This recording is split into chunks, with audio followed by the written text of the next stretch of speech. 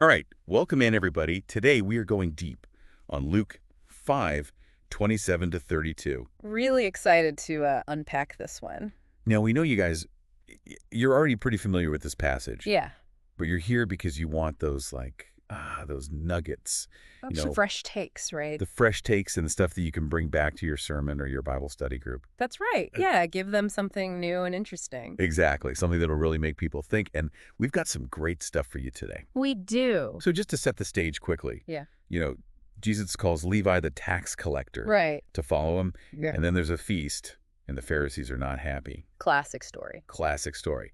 But what we found going through all of these different sermons and things is that people are finding some really interesting new ways Oh, yeah. to approach this passage. Absolutely. And I think, one of the things that really struck me was how many different pastors are keying in on the fact that Levi was a tax collector. That's not just an incidental detail. It's really central to the message. Yeah, one of the sermons we looked at was called Marked by Grace, Embracing Jesus' Inclusive Invitation. Oh, yeah, I like that one. And they really hit on that. Like, it's not just that Jesus called anyone to follow him, it's who he chose. Right. It's like he was making a statement. Exactly. And this pastor even used this analogy of Jesus picking someone from like the seedy part of town, Oh, yeah, I remember that. to really drive the point home. It's powerful imagery. Yeah. It's like Jesus is deliberately reaching out to the margins of society. Yeah, those who are considered untouchable, The outcasts. the outcasts. And I think that really challenges us, Oh, absolutely. because it's so easy to fall into that trap of thinking, well, of course Jesus would welcome this kind of person. Right.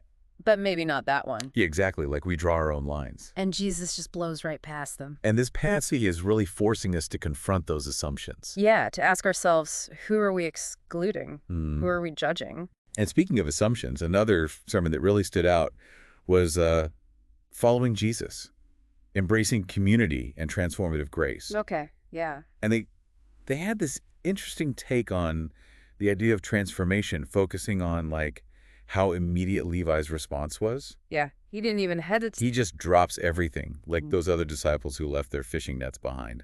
It's like a total 180. Yeah.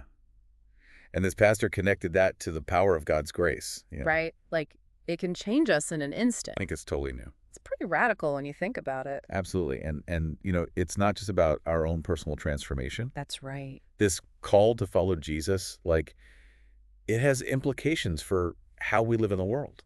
How we interact with others. Yeah, how we treat people. There's another sermon, Change Your World, Embracing the Great Commission, that really dug into that aspect. Oh, yeah, that one was good. This pastor was saying, following Jesus isn't just about personal piety. So it's about action. Yeah, it's about taking his message out into the world. He even used this analogy of fishing in deep waters, Oh, I like that. which I thought was really interesting. Yeah, it implies a certain level of intentionality. Right. It's not just sitting back and waiting for people to come to us. You have to go out and seek them. Yeah, be active. Exactly. And this pastor connected that idea to the Great Commission. Mm-hmm.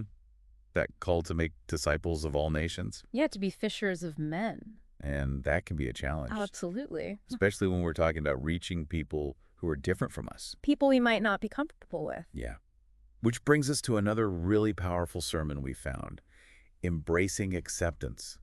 Transforming lives through Christ's love. Okay.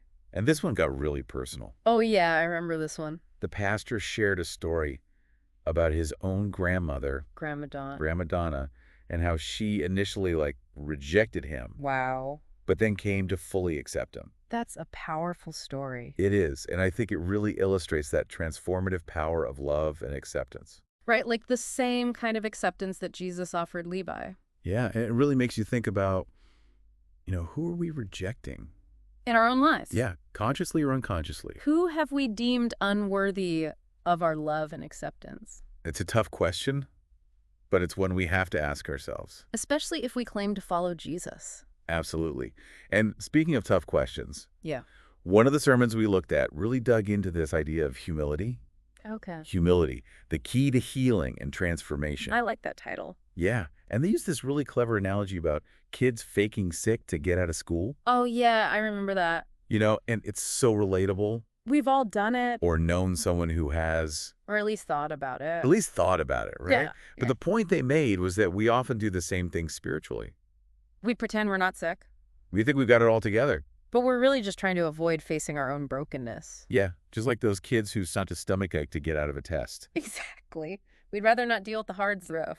And that's the opposite of humility, Right. True humility is admitting that we need help, recognizing that we can't do this life on our own. that we need a doctor just like the people who came to Jesus for healing. And it makes me think about that story about Grandma Donna again. Oh, yeah. You know how she eventually came around and accepted her grandson? It's such a powerful illustration of forgiveness. And it's so relevant to this passage in Luke because Levi himself was an outcast. Rejected by his community. Yeah. But Jesus saw him, accepted him, and called him to follow. It's a beautiful picture of God's grace. It really is. It reminds us that God's love doesn't discriminate. It reaches beyond our biases and prejudices, To offer redemption to everyone. no matter what their past looks like. And it challenges us to think about who we might be rejecting. Yeah. Are we holding on to grudges? Are we judging others based on their past mistakes? Are we failing to extend grace? To those who need it most. It's not easy to let go of those judgments. But that's the kind of love that Jesus calls us to. A love that transforms. A love that can turn the world upside down. I'm reminded of that sermon Marked by Grace. Yeah. They use that analogy of a neighborhood being disrupted by an outsider. Oh, yeah. Everyone's comfortable in their little bubble of conformity. And then someone different moves in and everything changes. It's such a great way to illustrate what Jesus does in this passage. He disrupts the status quo. Forces us to confront our prejudices and embrace those who are different from us. So are we building walls or are we building bridges? That's the question. Are we contributing to a culture of exclusion or are we working to create spaces where everyone feels welcome? Tough questions, but they're essential for us as followers of Jesus, Especially if we want to reflect the heart of Christ, who welcomed everyone, regardless of their background, their social standing. their past. Yeah. It all comes down to love. Yeah, it really does. And that's something to keep in mind as we continue to explore this passage. Absolutely. There's so much more to unpack here. But we'll save that for next time. Okay, sounds good. So join us again next time as we continue our deep dive into Luke 5:27 to 32. Can't wait. It's going to be great. It's just amazing, how this passage from Luke, how it still speaks to us today. I Yeah. mean, we live in a world that's, more divided than ever, it seems like. Right. And Jesus's actions in the story, they really offer us a blueprint for how to navigate those divisions. Yeah, with grace, with love. Exactly. One church, Menlo Church, did a sermon called Leading with Love in Divided Times. Okay.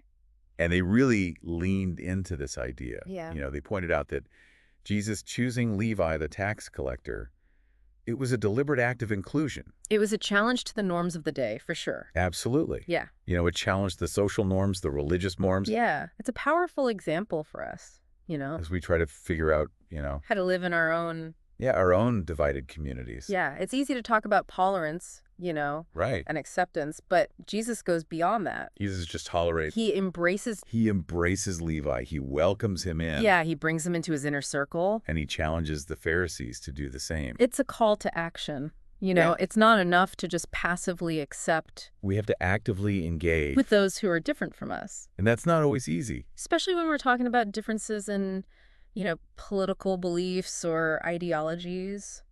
Yeah. But another sermon we looked at, Choosing the Narrow Path, Living Jesus' Mission. Okay. They offered a really helpful framework for putting this into practice. Oh, yeah. How so? They argued that, following Jesus, it's not just about personal salvation. It's about continuing his mission. Yeah, it's about adopting his mission of, seeking and saving the lost. Reaching out to the marginalized. Which means, breaking down barriers, Yeah. extending grace to those who are hurting. Yeah, I like how they use that quote from Matthew, Oh, yeah. Matthew 9:12 and 13, Mm-hmm. where Jesus says, I desire mercy, not sacrifice. Such a good point. Yeah. Yeah. It's a powerful reminder that God values compassion and outreach. More than just blindly following rules. It's so easy to get caught up in being right, Yeah. that we forget to be loving. It's a really crucial point, especially for us Pastors. as pastors, as Bible study leaders Yeah, we can fall into that trap. of legalism and judgment. It's easy to do. But this passage from Luke, it reminds us that Jesus came to offer grace and mercy. not condemnation. It's a challenge to us, Yes, it is. to ask ourselves, are we creating spaces where people feel welcome? Especially those who are different. Those who are struggling. Are we welcoming them with love, or are we like the Pharisees pushing them away? It's something to think about. It really is. It's like, are we building walls or are we building bridges? Yeah. Are we part of the problem or are we part of the solution? This passage in Luke, it's such a timely reminder, to tear down those walls and embrace the diversity of God's kingdom. And remember, God often works in ways that surprise us. Right. He uses people in situations that we might not expect. Remember that quote from Rachel Evans? Oh, yeah. God has a really bad habit of using people we don't approve of. So good. It's unsettling, but it's also liberating. It is. It's unsettling because it challenges our comfort zones. Makes us question our assumptions. But it's liberating because it reminds us that God's grace is bigger than we can imagine. It extends to every corner of creation. Even the corners that make us uncomfortable. Exactly. All of this brings up an important question for our listeners. What's that? How can you take this message, this radical inclusivity, Yeah. and weave it into your own sermons and Bible studies? How can you encourage your congregations to move beyond just tolerance? Yeah, to really embrace acceptance and love. For those who are different from them. To see the Levi's in their communities. And welcome them with open arms. Those are questions worth wrestling with. Yeah, absolutely. And it reminds me of another point that one of the sermons touched on. Okay. The idea of world-changing impact. That sermon, Change Your World, embracing the Great Commission. Yeah. They talked about Life magazine's issue, 100 people who changed the world. Oh, yeah? And they used examples like Steve Jobs and Henry Ford. To illustrate how individuals can have a lasting impact. Yeah, it's a powerful reminder that as followers of Christ, We're called to be world changers, too. not in a way that seeks power or fame, but in a way that flows from a heart of love. And compassion. A desire to see God's kingdom come on earth as it is in heaven. And that mission starts right here, right now. In our own communities. In our own interactions. With those around us. So as you're preparing your sermons, as you're leading your Bible studies, Ask yourself, how can you equip your congregations to be agents of change? to spread God's love and grace in a world that so desperately needs it. It's a challenge, but it's also an exciting opportunity. It is. We've explored some profound insights today, We have. but I have a feeling we've only just scratched the surface. There's always more to discover. Especially when we approach Scripture with open hearts and a willingness to be challenged. And speaking of challenges, one sermon we found took a particularly insightful look at the concept of humility. So this sermon was called Humility, the Key to Healing and Transformation. Okay. And they use this analogy about kids, pretending to be sick Oh, yeah. to get out of school. I remember that one. Yeah. And it's so relatable, Totally. We've all done it, or at least thought about it. Right, like we've all been there. Yeah. And the point is, we do the same thing spiritually. We pretend we're fine when we're not. I think we've got it all together. Yeah.